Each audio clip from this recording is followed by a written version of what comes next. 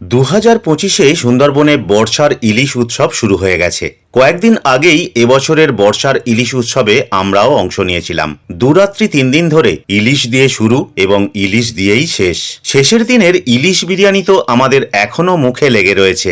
তার সাথে mutton, chicken তো রয়েইছে। তার সাথে আরও নানান খাবারের সম্ভার।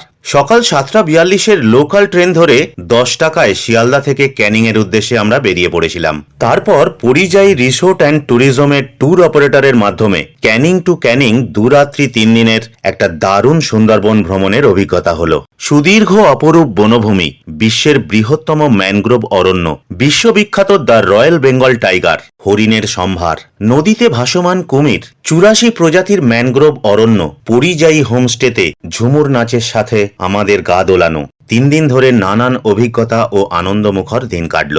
পরিযায়ী রিসোর্ট অ্যান্ড ট্যুরিজমের প্যাকেজ মাত্র 3000 টাকা থেকে শুরু।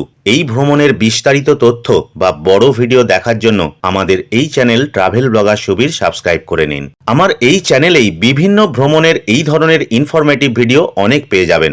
শুধু চ্যানেলটা সাবস্ক্রাইব করে নিয়ে ভিডিওগুলো সময় মতো দেখতে থাকুন এবং চটপট ভ্রমণের পরিকল্পনা করে ফেলুন। বড় ভিডিওগুলো দেখে যদি কিছু জানার থাকে অবশ্যই কমেন্ট করবেন, প্রয়োজনে শেয়ার করবেন। আর এই ছোট্ট ভিডিওটা যদি ভালো লেগে থাকে একটা লাইক দেবেন, কমেন্ট করবেন, শেয়ার করবেন।